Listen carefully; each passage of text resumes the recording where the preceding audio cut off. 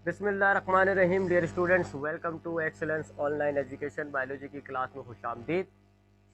Biology में जो chapter हमारा चल रहा है वो है गैसियस एक्सचेंज। अब तक हमने इस चैप्टर में बात करी कि ये गैसियस एक्सचेंज क्या होता है। सबसे पहले हमने क्या बात करी थी कि व्हाट इज़ गैसियस एक्सचेंज, कि गैसियस एक्सचेंज क्या होता है। इसका जवाब मैंने आपको ये दिया कि ऑर्गेनिजम्स को गैस चाहिए होती हैं। ऑर्गेनिजम्स को गैस जो है वो अपनी बॉडी से बाहर निकालनी होती है। तो ऑर्गेनिज्म क्या करता है जी, अपने एनवायरनमेंट के साथ गैस को एक्सचेंज करता है।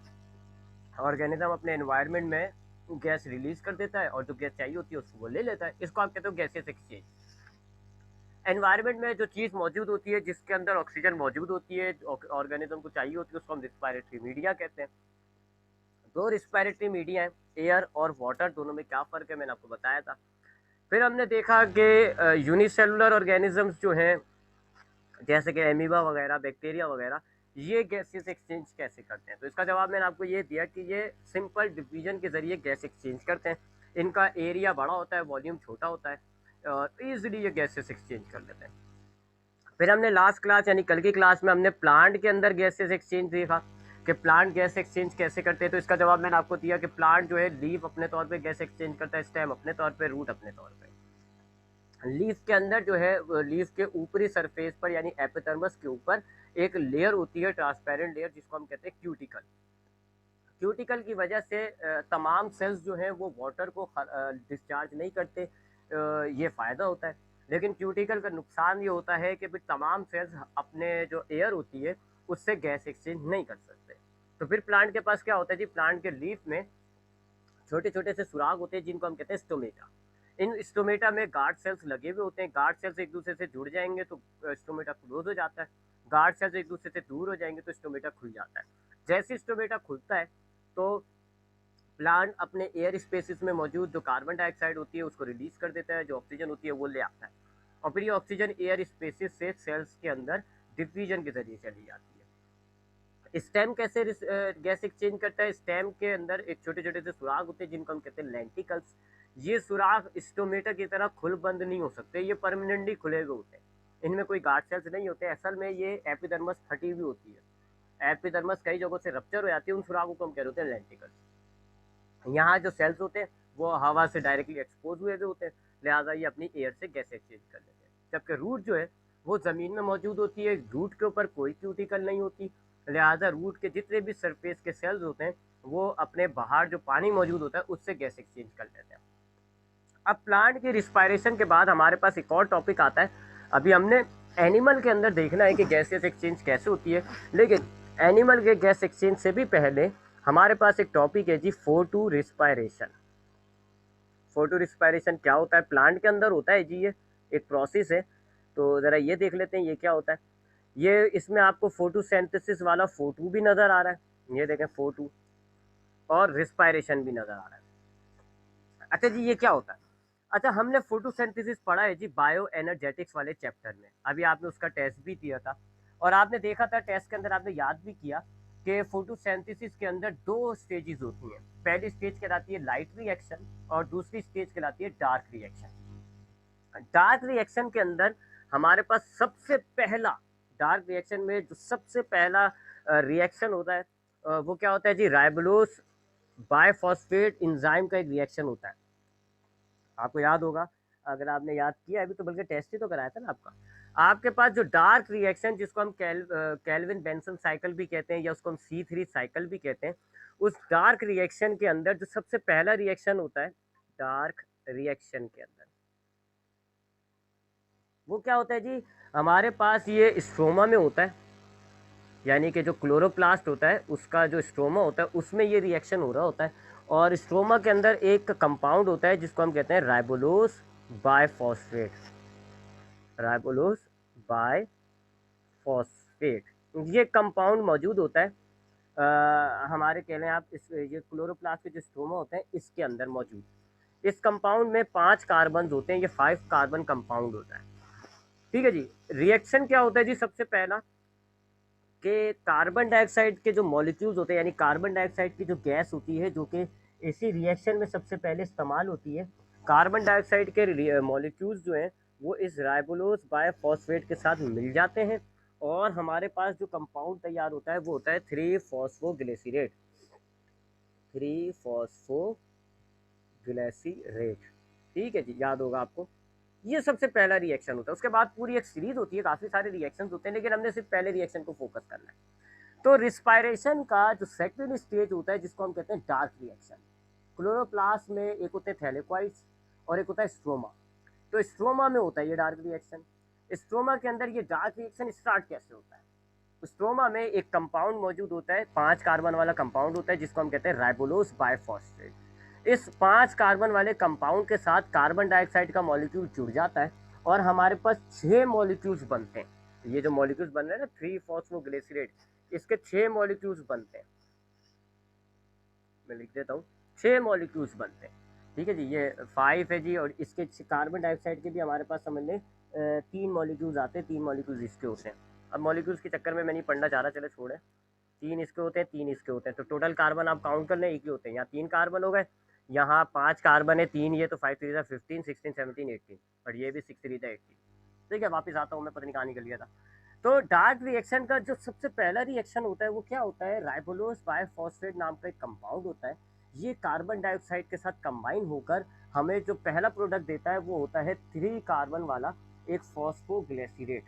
ये जो फॉस्फोग्लिसरेट होता है ये 3 कार्बन वाला होता है, इसमें 3 कार्बन होते हैं, लिहाजा हम ये जो डार्क रिएक्शन की जो साइकिल होती है इसको केल्विन बेंसल साइकिल के साथ साथ C3 साइकिल भी कहते हैं। क्यों? क्योंकि इसके अंदर सबसे पहला जो कंपाउंड होता है वो 3 कार्बन वाला होता है, ठीक है जी। अब उसके बाद इस रिएक्शन को कैटलाइज करने के लिए जो एंजाइम होता है वो होता है राइबोलोज बायफॉस्फेट कार्बोक्सिलेज ऑक्सीजनेस।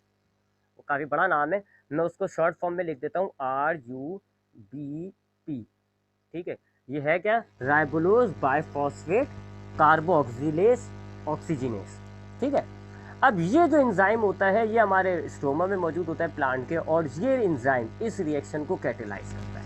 लेकिन प्रॉब्लम क्या है जी, इस एंजाइम के साथ एबिलिटी है क्या कि ये एंजाइम जो है राइबोलोज बायफॉस्फेट कार्बो ऑक्सीलेज ऑक्सीजनेस, ये इसका नाम है।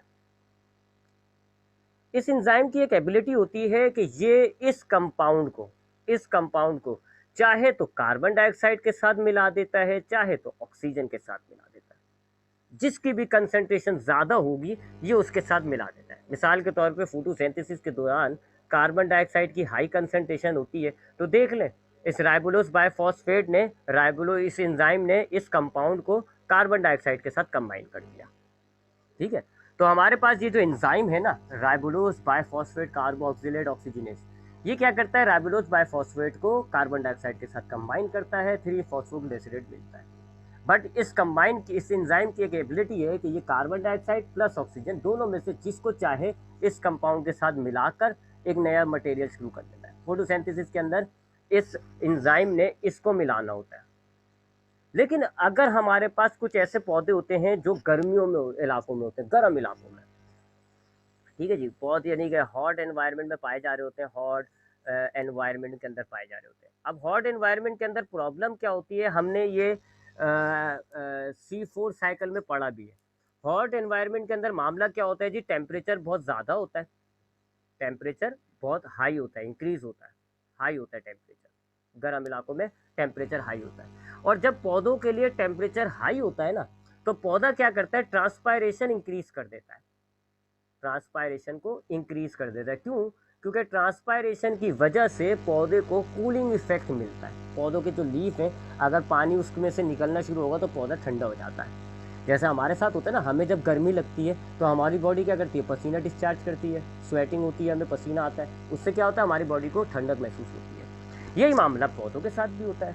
पौधों को अगर गर्म इलाके के जो पौधे होते हैं वहाँ चूँकि टेम्परेचर ज़्यादा होता है, तो प्लांट्स क्या करते हैं? ट्रांसपायरेशन इंक्रीज़ कर देते हैं, जिससे उनको कूलिंग इफेक्ट मिलता है। लेकिन ट्रांसपायरेशन इंक्रीज़ करने की वजह से एक नुकसान पैदा होना शुरू हो जाता है, क्या? Water shortage. क्योंकि ट्रांसपायरेशन का मतलब क्या होता है, मैंने आपको बताया था, ये कल बताया आपको कि ये प्रोसेस होता है ट्रांसपायरेशन, जिसके अंदर पानी को एवोपोरेट कर रहा होता है। लीफ जो होता है वो पानी को एवोपोरेट करता है, खारिज कर देता है, निकाल देता है। अब ट्रांसपायरेशन बढ़ गई, इसका मतलब क्या है जी? पानी ज़्यादा खारिज हो रहा है, पानी ज़्यादा एवोपोरेट हो रहा है, और उससे क्या होगा, पानी की कमी हो जाएगी। अब यहाँ नुकसान होना शुरू हो जाता है पौधे को। तो पौधा क्या करता है जी इस कंडीशन के अंदर, अब ट्रांसपायरेशन को रोकने के लिए वो क्या करता है, स्टोमेटा को क्लोज कर देता है।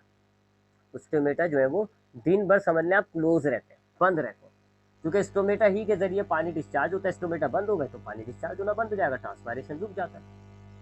ये करता है जी एक मामला। तो जो गर्म इलाकों के पौधे होते हैं, चूंकि वहाँ टेम्परेचर ज़्यादा होता है, तो प्लांट क्या करता है शुरू में कि ट्रांसपायरेशन इंक्रीज हो जाती है और पानी जो है वो खूब दबा के पानी जो है वो डिस्चार्ज होना शुरू हो जाता है, वेपर्स शुरू हो जाता है। अब इससे क्या प्रॉब्लम होना शुरू होती है, पानी की कमी हो जाएगी।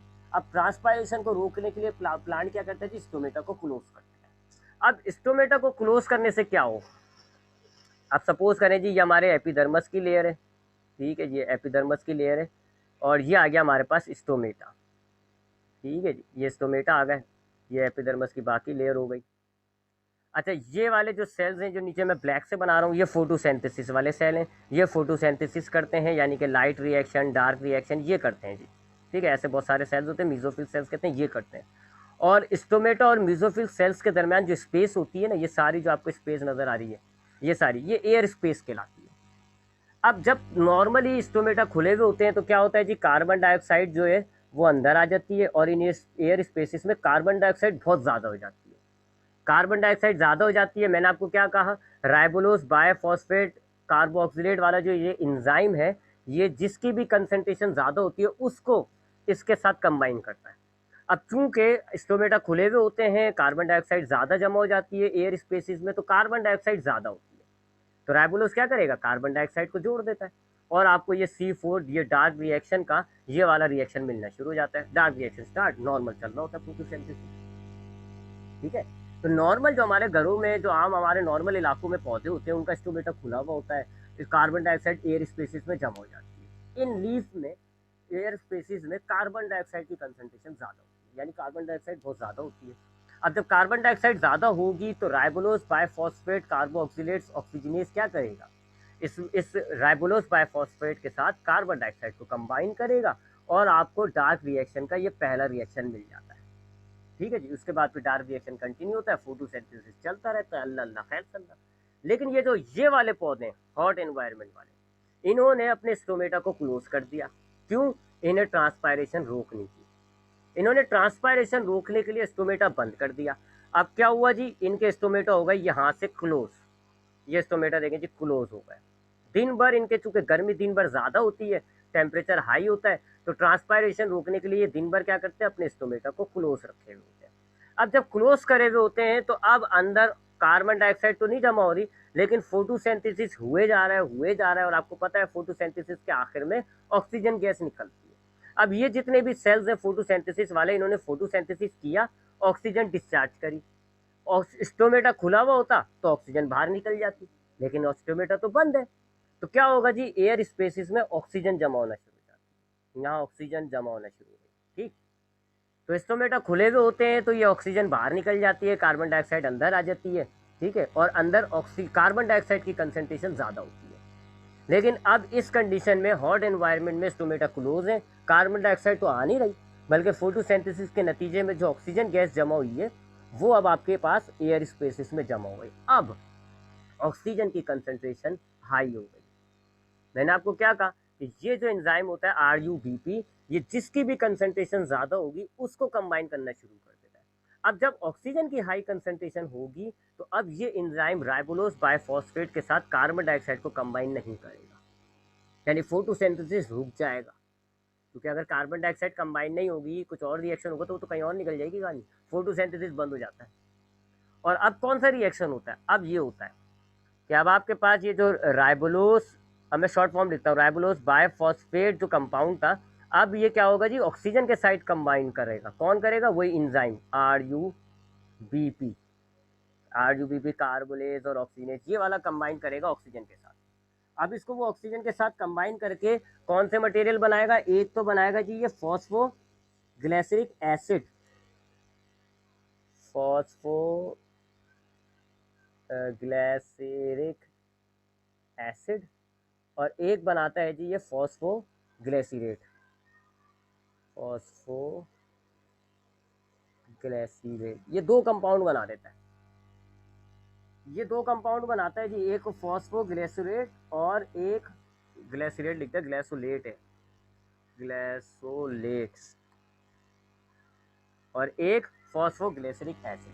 अब इसके इससे तो छोड़ें, एक नुकसान पहले ही हो चुका है, फोटोसिंथेसिस बंद हो चुका है ना, क्योंकि राइबोलोज बायफॉस्फेट फोटोसिंथेसिस कब होता है, जब इस एंजाइम के जरिए कार्बन डाइऑक्साइड जुड़ती है, तो कार्बन डाइऑक्साइड की कमी हो गई, कार्बन डाइऑक्साइड नहीं है, तो अब राइबोलोज बायफॉस्फेट क्या करता है जी, ऑक्सीजन को कंबाइन करना शुरू कर देता है, तो ये फोटोसिंथेसिस तो बंद हो गया। इन इलाकों में जहाँ पे ये हॉट एनवायरनमेंट पाया जा रहा है ना, यहाँ फोटोसिंथेसिस तो नहीं हो रहा, बल्कि एक नया रिएक्शन शुरू हो गया।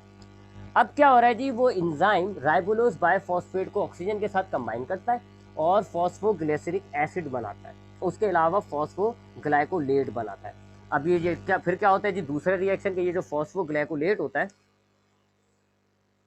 फॉस्फोग्लाइकोलेट जो होता है, ये ब्रेक होता है, ये ब्रेक होता है किसके अंदर, सीराइन के अंदर और कार्बन डाइऑक्साइड के अंदर।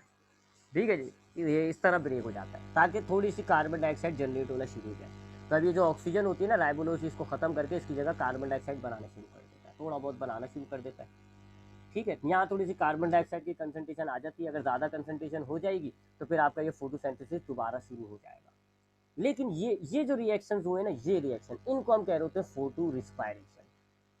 ठीक है, तो अगर आपके पास फोटो रिस्पायरेशन क्या है, अगर प्लांट के एयर सेक्स के अंदर, अगर प्लांट के, अगर मैं समराइज करता हूँ इस बात को, अगर प्लांट के एयर सेक्स के अंदर कार्बन डाइऑक्साइड की कंसंट्रेशन ज़्यादा होती है, तो फिर क्या होता है जी, फिर आपका ये जो इंजाइम है RUBP कार्बो ऑक्सीलेस ऑक्सीजनेस, ये क्या करता है जी, ये इंजाइम राइबोलोस बायफॉस्फेट के साथ कार्बन डाइऑक्साइड को कंबाइन करता है और 3 फॉस्फोग्लिसरिक एसिड बनाता है, और यहाँ फोटोसिंथेसिस चल रहा होता है। ये फोटोसिंथेसिस का डार्क रिएक्शन का पहला रिएक्शन होता है और फोटोसिंथेसिस कंटिन्यू रहता है। लेकिन अगर आपके हॉट एनवायरनमेंट्स के अंदर स्टोमेटा चूंकि क्लोज हो जाते हैं, तो फिर एयर स्पेसिस के अंदर कार्बन डाइऑक्साइड के बजाय ऑक्सीजन की कंसंट्रेशन हाई हो जाती है, और जब ऑक्सीजन की कंसंट्रेशन हाई होती है, तो फिर ये जो एंजाइम होता है RUBP कार्बोक्सिलेट ऑक्सीजनेस, ये फिर राइबोलोस बायफॉस्फेट के साथ ऑक्सीजन को कंबाइन करता है, ना कि कार्बन डाइऑक्साइड को, जिसकी कंसंट्रेशन ज़्यादा है उसको, और क्या तैयार करता है जी, ये देखें RUBP के साथ ऑक्सीजन को कंबाइन कर दिया इसने, और अब आपके पास क्या तैयार हुआ, एक तो वही फॉस्फोग्लिसरिक एसिड और उसके अलावा एक फॉस्फोग्लाइकोलेट। अब फिर उसके बाद दूसरा रिएक्शन होता है क्या, ये फॉस्फोग्लाइकोलेट ब्रेक होता है किसके अंदर, सिराइन के अंदर और कार्बन डाइऑक्साइड के अंदर।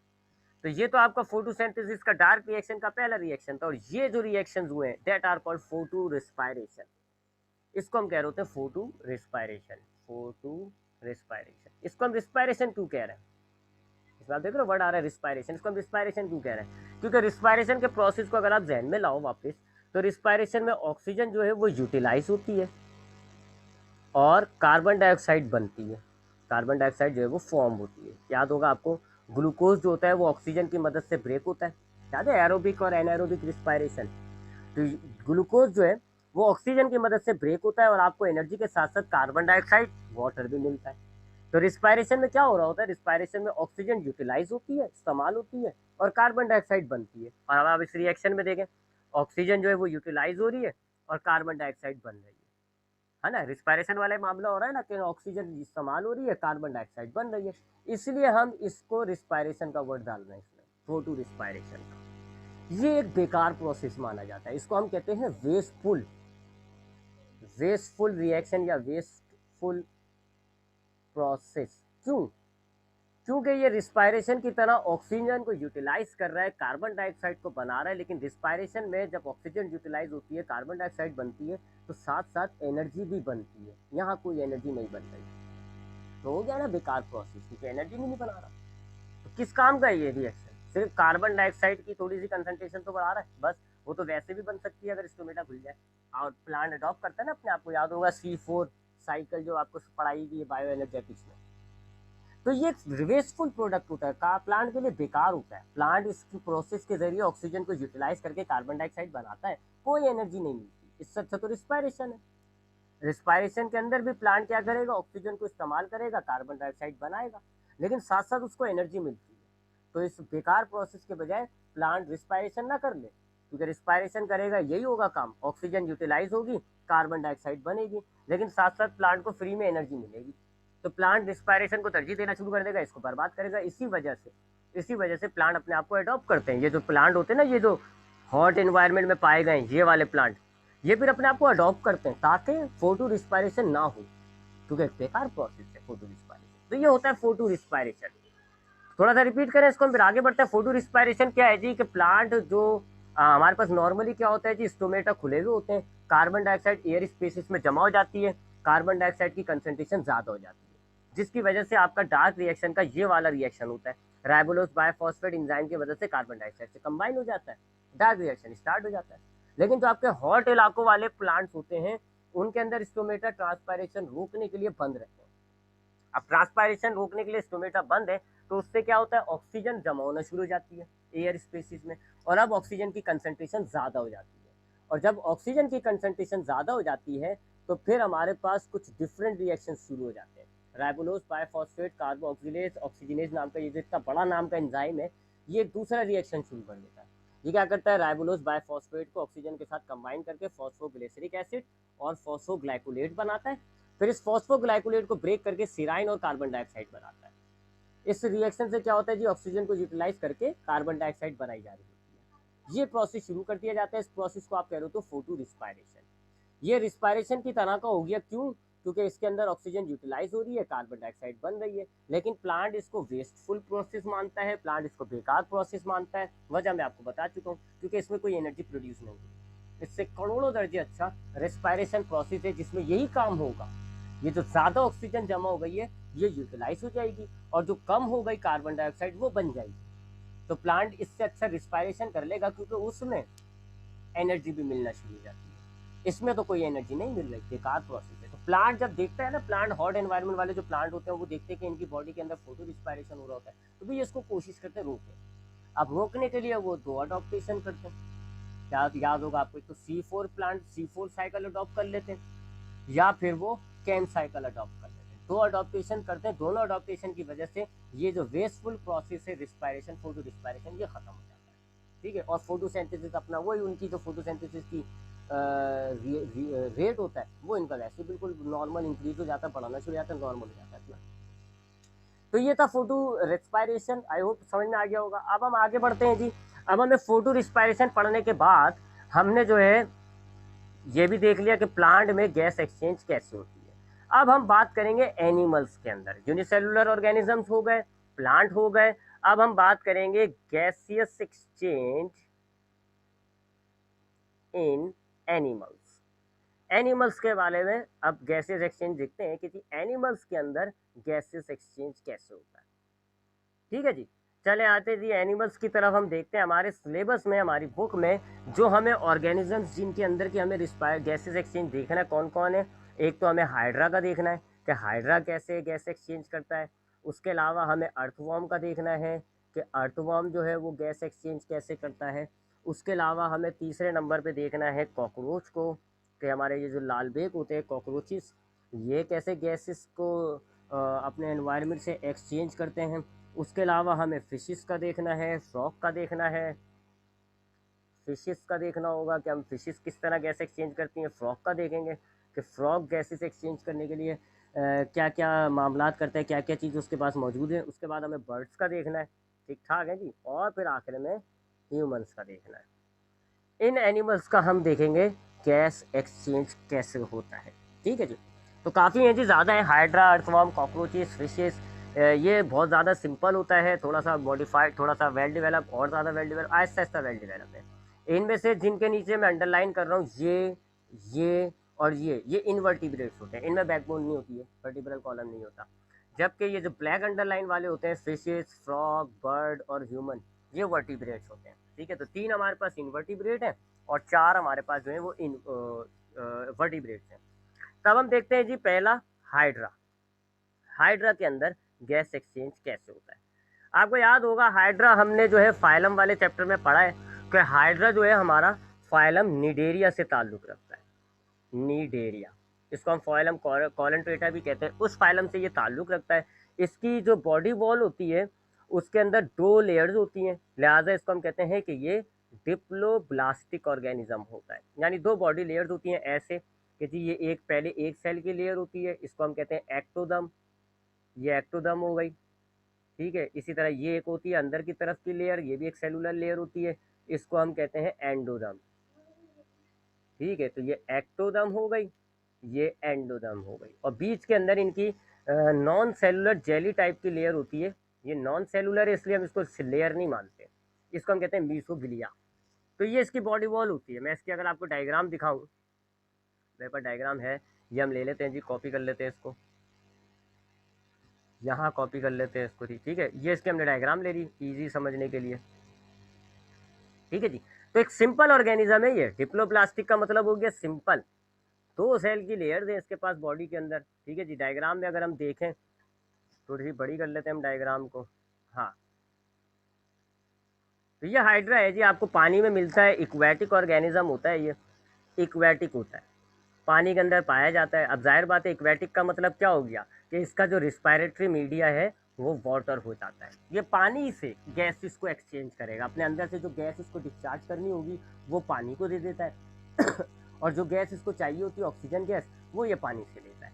तो इसका रिस्पायरेटरी मीडिया वाटर होता है जी। ये हाइड्रा है, ये इसकी बॉडी वॉल देखेगा। ये जो ब्लू वाली लेयर है ये एक्टोदर्म हो गई, ये जो येलो वाली लेयर है ये नॉन सेलुलर है, इसको आप लेयर नहीं कहते, ये मीसोग्लिया हो गई, जेल टाइप की जो लेयर होती है। और ये जो अंदर है पिंक कलर की, ये इसकी एंडोडर्म हो गई। तो ये वाली लेयर और ये वाली लेयर सेलुलर है, इसलिए आप इसको डिप्लोब्लास्टिक कहते हैं। जबकि ये जो बीच के अंदर स्पेस है ये गैस्ट्रोवेस्कुलर कैविटी कहलाती है। इसके अंदर डाइजेशन वगैरह आपने पढ़ा है, डाइजेस्टिव सिस्टम में या इसके खाना मौजूद होता है, जिसमें ये इंट्रा सेलुलर एक्स्ट्रा सेलुलर दोनों डाइजेशन करता है। अच्छा, अब इसके पास रिस्पायरेशन के लिए कोई सिस्टम नहीं होता। इसके अंदर रिस्पायरेशन क्या, किसी भी चीज़ का कोई सिस्टम नहीं होता, ना रिस्पायरेशन का ना डाइजेशन का, कुछ भी नहीं।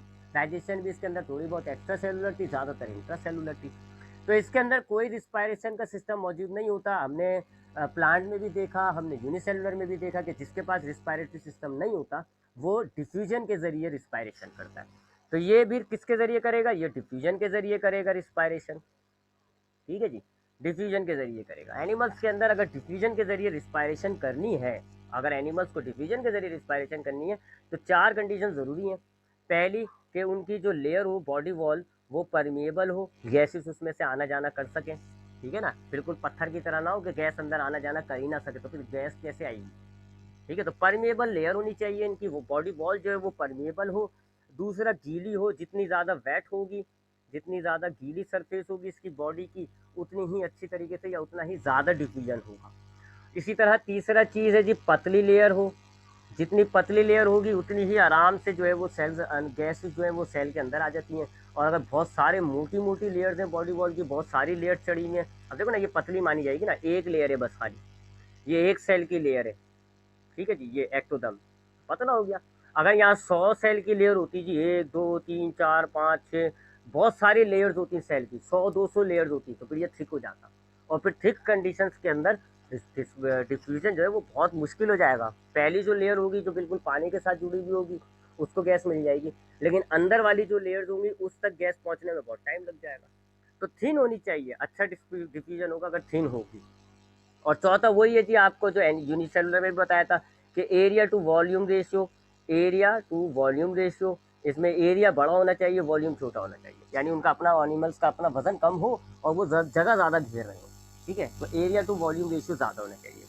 तो ये जो हाइड्रा होता है, हमने बात की कि ये निडेरिया है, निडेरिया फाइलम से ताल्लुक़ रखता है, डिप्लोब्लास्टिक होता है, खाली 2 सेल की लेयर्स हैं, और इक्वेटिक होता है, पानी से ये गैसेस को एक्सचेंज करेगा।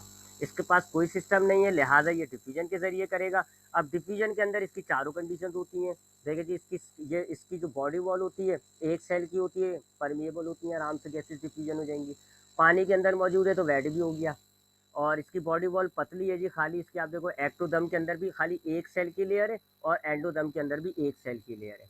और इसका एरिया टू वॉल्यूम रेशियो भी देख लो आप, इसका वॉल्यूम आपको नज़र आ रहा होगा, इसका वजन कम है, जगह जगह देखें कितनी घेर रहा है, कितनी बड़ी वॉल है इसकी बॉडी वॉल है वो, तो जगह वजन कम है इसका, तो एरिया टू वॉल्यूम रेशियो भी इसका सही है। तो ये बड़ी अच्छी डिफ्यूजन करता है जी। ये किस तरह करेगा जी, इसके बाहर पानी मौजूद होता है, बाहर पानी मौजूद है और उस पानी में ऑक्सीजन गैस मौजूद होती है। अब क्या करते हैं, इसके ये जो एक्टोदर्म वाले सेल्स हैं ये बाहर के पानी से गैसेस को अंदर ले आते हैं अपने, यानी कि यहाँ पर देखें अगर हम, तो यहाँ बाहर जो है ऑक्सीजन है, यानी ऑक्सीजन की हाई कंसंट्रेशन हो गई। अब इनके जो जो एक्टोदर्म वाले सेल्स हैं, ये ब्लू कलर के, इनके अंदर ऑक्सीजन की कंसंट्रेशन लो होती है, तभी इनको ऑक्सीजन चाहिए, क्योंकि इनके पास ऑक्सीजन नहीं है, कम हो गई। तो अब अंदर हो गया जी लो कंसंट्रेशन, बाहर ज़्यादा है, तो ऑक्सीजन जो है वो हाई से लो की तरफ डिफ्यूज हो जाती है, और इनके आउटर ये जो एक्टोदर्म है, इसको जो है वो ऑक्सीजन आ जाती है। तो डिफ्यूजन के जरिए एक्टोदर्म बाहर वाले पानी से ऑक्सीजन गैस को ले लेते हैं और कार्बन डाइऑक्साइड को रिलीज कर देते हैं पानी के अंदर। जबकि अंदर वाले सेल्स जो है ये एंडोदर्म, ये किस तरह करते हैं जी, इनकी ये जो गैस्ट्रोवेस्कुलर कैविटी है, ये अपने माउथ के जरिए इस गैस्ट्रोवेस्कुलर कैविटी में पानी ले आते हैं, वाटर भर लेते हैं, और उस वाटर में ऑक्सीजन मौजूद होती है। तो अब इंटरनल जो सेल्स होते हैं, ये अंदर वाले पानी से ऑक्सीजन ले लेंगे और कार्बन डाइऑक्साइड उसको दे देते हैं। ठीक है, तो ऐसे ये करते हैं जी, इनकी जो एक्टोदर्म है वो बाहर वाले पानी से गैस एक्सचेंज करेगा, इनका जो एंडोदर्म है वो गैस्ट्रोवेस्कुलर कैविटी के अंदर जो पानी मौजूद है उससे गैस एक्सचेंज करेगा। इजीली हो जाती है, एक एक सेल की लेयर है, पतली है, चीली है, आराम से डिफ्यूजन हो जाती है, हाई लो कंसंट्रेशन वाला मामला। तो ये हो गया हाइड्रा के अंदर किस तरीके से गैस एक्सचेंज हो रहा है। अब हमारे पास दूसरा ऑर्गेनिज्म कौन सा था, अर्थवॉर्म। अब हम अर्थवॉर्म को देखते हैं जी कि अर्थवॉर्म किस तरीके से गैस एक्सचेंज करता है। अर्थवॉर्म, अगर हम अर्थवॉर्म के हवाले से डिटेल्स, पुरानी डिटेल्स को निकालें, तो अर्थवॉर्म जो होता है वो हमारा फाइलम एनीलिडा से ताल्लुक़ रखता है। एनीलिडा वर्म्स होते हैं, सेगमेंटेड वर्म्स होते हैं, बड़ी बड़ी सी बॉडी होती है, और इनकी बाहर की, इनकी बॉडी को देखोगे बाहर से तो ऐसे आपको सेगमेंट्स नजर आएंगे, और ये सेगमेंट खाली बाहर से नहीं, अंदर की बॉडी भी इनकी इसी तरह खानों के अंदर डिवाइड हुई होती है। इसको हम कहते हैं मेटामेरिकल सेगमेंट्स होते हैं, ऊपर भी होते हैं, एक्सटर्नल भी, इंटरनल भी। अच्छा, ये वाला जो ऑर्गेनिज्म है ये वेल डिवेलप था, ये वेल डिवेलप था, इसके पास सर्कुलेटरी सिस्टम भी था, इसके पास डाइजेस्टिव सिस्टम भी था, इसके पास रिप्रोडक्टिव सिस्टम भी था, इसके बाद एक्सक्रीटरी सिस्टम भी था। एक ही सिस्टम नहीं था, कौन सा, रेस्पिरेटरी सिस्टम। गैस एक्सचेंज के लिए इसके पास कोई सिस्टम नहीं होता, no system for gaseous exchange. ठीक है, यानी कि ये वेल डेवलप ऑर्गेनिजम्स के अंदर आता है। अगर हम फाइलम को तरतीब से जाएं तो इससे पहले वाला जो फाइलम था प्लेटीहेल्मिन्थस, वो इतना डेवलप नहीं था जितना ये है। ये वेल डेवलप इनवर्टिब्रेट्स में आता है, इसके पास सर्कुलेशन, डाइजेशन, रिप्रोडक्शन, एक्सक्रीशन सारे सिस्टम है, एक ही सिस्टम नहीं है गैस एक्सचेंज करने का। अब हमने ऊपर देखा है हाइड्रा में, अगर सिस्टम नहीं होता तो बेचारे क्या करते हैं, डिफ्यूजन के जरिए करते हैं, लिहाजा सो व्हाट ये भी क्या करेगा, ये भी डिफ्यूजन के जरिए करता है। ये भी जो है रेस्पिरेशन, यानी जो गैस एक्सचेंज होती है ना, ये भी डिफ्यूजन के जरिए करेगा। ठीक है जी, ये भी डिफ्यूजन के जरिए करता है। इसका जो रिस्पिरेटरी मीडिया है वो एयर हो जाएगा, क्योंकि ये टेरेस्ट्रियल होता तो कीचड़ वीचड़ में गीली जगहों पे पाया जाएगा, लेकिन ये हवा से गैस एक्सचेंज कर रहा होता है, तो एयर इसका रिस्पिरेटरी मीडिया होता है। कभी कभार पानी से भी कर लेता है। अगर इसकी हम डायग्राम ले लें यहाँ से तो अच्छा हो जाएगा। हाँ, यहाँ से हम स्टॉक से डायग्राम उठाते हैं, ये हमने इसकी डायग्राम उठा ली, दोनों आ गई। चलें इसको हम उठा देते, हटा देते हैं, इसको ले लेते हैं। ठीक है जी, चलें ये अर्थवॉर्म आ गया, याद हो गया होगा आपको, दिख गया कौन नहीं है। ठीक है जी, तो इसके बाद चूंकि गैस एक्सचेंज का कोई सिस्टम नहीं है, लिहाजा ये भी जो है वो रिस्पायरेशन करता है बाय डिफ्यूजन। और अगर डिफ्यूजन से कर रहा है तो वही बात है जी, इसके अंदर ये 4 प्रॉपर्टीज होनी चाहिए। थिन स्किन होनी चाहिए जी, तो देख लो आप, इसकी जो आउटर वॉल होती है वो एक ही सेल से बनी हुई होती है। ये हमने यहाँ पे इसको काटा, ये आपको क्रॉस सेक्शन नजर आ रहा है। इसकी जो आउटर वॉल होती है, एक्सटर्नल वॉल, वो खाली एक ही सेल से बनी होती है, ये वाली आउटर वॉल। तो इसके बाद इंटरनल सेल्स होते हैं, यानी कि होता तो ये ट्रिप्लोब्लास्टिक है, इसके अंदर 3 लेयर्स होती हैं, एक्टोदर्म, मीसोदर्म, एंडोदर्म। लेकिन जो एक्टोदर्म है वो खाली एक सिंगल लेयर से बनी हुई होती है, ये एक्टोदर्म है, एक्टोदर्म। बाकी ये मीसोदर्म है, एंडोदर्म है, उसका कोई काम नहीं है यहाँ पे। एक्टोदर्म ही गैस एक्सचेंज करेगी। ठीक है, गैस एक्सचेंज खाली एक्टोदर्म करेगी। अंदर के सेल्स को किस तरह ऑक्सीजन मिलेगी वो मैं आपको बताता हूँ। ठीक है, तो ये एक्टोदर्म हो गया जी, इसके पास एक सेल्स की एक्टोदर्म होती है, लिहाजा इसकी बॉडी आप कह लो जिन सेल्स को डिफ्यूजन करनी है वो तो 3 हो गए। मड वगैरह में पाया जाता है, गीली जगहों पे पाया जाता है, लिहाजा इसकी जो स्पेस, इसकी जो स्किन होती है वो वेट होती है, परमिएबल भी होती है। इसकी जो आउटर लेयर की स्किन है, आउटर लेयर के जो सेल्स हैं वो परमिएबल है, गैसेस पे आना जाना कर सकते हैं। प्रॉब्लम लाया करता है यहाँ पर, एरिया टू वॉल्यूम रेशियो इसका अच्छा नहीं है। इसकी अगर आप बॉडी को देखो, इसका वजन ज़्यादा होता है, एरिया इसने कम घेरा हुआ है, गोल है, मोटा है, तो इसलिए एरिया ज़्यादा नहीं घेरा हुआ, वॉल्यूम इसका ज़्यादा है, एक बात। दूसरा, क्योंकि इसके पास सारे सिस्टम मौजूद है तो ये ज़रा अंदर से कॉम्प्लेक्स है। अंदर से इसके पास 3 सेल्स की लेयर है, मीजोडर्म भी है, एंडोडर्म भी है, इसके पास सिस्टम्स मौजूद है, हार्ट मौजूद है, सारे सिस्टम है। तो अंदर इसकी बॉडी कॉम्प्लेक्स है। अंदर के सेल्स को डिफ्यूजन के जरिए ऑक्सीजन नहीं पहुंचाई जा सकती। इंटरनल सेल्स को अगर हम यहाँ देखें ये इसका एक सपोज कर लो सेगमेंट है। तो अब इसके सेगमेंट में यहाँ पे एक्सक्रीटरी सिस्टम भी होगा, डाइजेस्टिव सिस्टम भी होगा, तो ये सारे सेल्स होंगे। ठीक है, यहाँ पे ऐसे लगाएं। ठीक है, ये सिस्टम्स भी होंगे। उसके बाद देखा जाए तो ये इसकी एक मीजोडर्म की लेयर होती है, फिर ये इसकी कैविटी होती है कोलेंट्रॉन, फिर ये एक और इसकी मीजोडर्म की लेयर होती है, हाँ एंडोडर्म की सॉरी, और ये मीजोडर्म। तो काफ़ी सेल्स की लेयर है। ये मीजोडर्म है, ये गैस्ट्रोवेस्कुलर कैविटी है, फिर ये एंडोडर्म है। तो अंदर के सेल्स को डिफ्यूजन के जरिए आप कैसे बचाओगे? सुबह से शाम हो जाएगा जी अंदर तक पहुंचते पहुंचते। तो अब यहाँ इसके साथ मसला क्या आ रहा है, इसका एयर वॉल्यूम रेशियो सही नहीं है। इसकी बॉडी कॉम्प्लेक्स है, इसकी जो आउटर वॉल है यानी इसकी जो आउटर सेल की लेयर है एक्टोडर्म ये वाली, ये तो चलो गैस एक्सचेंज कर सकती है। ठीक है, मैं यहाँ डायग्राम में दिखाऊं तो चलो जी, ये बाहर जो इसके एयर मौजूद है यहाँ पे ऑक्सीजन ज़्यादा है, इसके ये जो आउटर वाले सेल हैं ये तो डिफ्यूजन के जरिए जो है ये गैस ले आएंगे अपने अंदर, और अंदर जो मौजूद कार्बन डाइऑक्साइड होगी उसको ये बाहर निकाल सकते हैं। लेकिन यहाँ पर होगी ना मौजूद, इन जगहों पर मौजूद होगी, अंदर के सेल्स को कैसे पहुँचाया जाए? अंदर के जो इतने सारे सेल्स हैं, अंदर बाकायदा सिस्टम्स पड़े हुए हैं मौजूद, एक्सक्रीटरी सिस्टम, सर्कुलेटरी सिस्टम, उनको कैसे पहुँचाया जाए? उनको अगर डिफ्यूजन के जरिए पहुँचाया जाएगा बहुत टाइम लग जाएगा, सेल्स मर जाएंगे। यहाँ पर इनका ये जो सर्कुलेटरी सिस्टम है ना, ये काम आता है। ये डायग्राम देखें, इनकी एक्टोडर्म के फौरन बाद ब्लड कैपिलरीज मौजूद होती हैं और इसके अंदर ब्लड चल रहा होता है। आपको याद होगा मैंने बताया था कि इनके अंदर वेल डेवलप सर्कुलेटरी सिस्टम होता है, क्लोज टाइप, यानी इनके अंदर एक हार्ट होता है, ब्लड वेसल्स होती हैं, उन ब्लड वेसल्स के अंदर खून मौजूद होता है। दो किस्म की ब्लड वेसल्स होती है, एक में से खून जा रहा होता है, एक में से खून आ रहा होता है। ये जो रेड वाली है ये आर्टरी है, इसमें से खून जा रहा होता है, जबकि वेन जो है ये खून लेकर आ रही होती है दिल तक। तो अब होता क्या है जी मामला, इनके गैस एक्सचेंज हो गई। ये देखें, हवा से ऑक्सीजन जो है वो अंदर आ गई, अंदर आके इनके जो पहले सेल्स के अंदर आती है, पहले जो सेल्स है एक्टोडर्म के, इनके सेल्स के अंदर आती है। इनके सेल्स के फौरन पीछे ब्लड कैपिलरीज मौजूद होती है और उन ब्लड कैपिलरीज के अंदर क्या होता है? ब्लड। अब ये ऑक्सीजन गैस फिर इस ब्लड कैपिलरीज के अंदर जाकर ऑक्सीजन ब्लड में डिजोल्व हो जाती है। ठीक, तो ये जो ऑक्सीजन आई है फिर ये ब्लड कैपिलरीज के अंदर घुसेगी डिफ्यूजन के जरिए और ब्लड में डिजोल्व हो जाएगी, और फिर इस ब्लड के जरिए ये पूरी इन वेन्स के जरिए इनकी पूरी बॉडी में आराम से ऑक्सीजन गैस पहुंचा दी जाएगी। अब इस इन वेन्स के अंदर, इन आर्टरीज के अंदर जब ये ब्लड फ्लो करेगा तमाम टिश्यूज तक ये जाएंगी, तमाम ऑर्गन तक ये जाएंगी और जो है वो ब्लड पहुंचा देगी। एक मिनट रुकिएगा।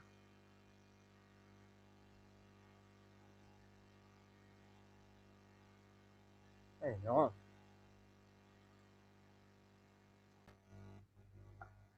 हाँ जी, तो समझ आई बात। तो इस तरह अर्थवॉर्म के अंदर जो है वो गैस एक्सचेंज होता है। तो अर्थवॉर्म के अंदर क्या मामला हुआ कि अर्थवॉर्म के पास कोई गैस एक्सचेंज का प्रॉपर सिस्टम नहीं है। ये क्या करता है जी, ये अपनी बॉडी वॉल इसकी पतली होती है, एक्टोडर्म इसकी पतली होती है, बाहर हवा या पानी मौजूद होता है, ये उसके ज़रिए गैस को अंदर ले आता है। एक्टोडर्म के फ़ौरन पीछे कैपिलरीज मौजूद होती है और उन कैपिलरीज में ब्लड होता है। तो फिर जो आपकी ऑक्सीजन गैस डिफ्यूज होकर सेल के अंदर आई वो फिर कैपिलरीज के अंदर चली जाती है और ब्लड में डिजोल्व हो जाती है।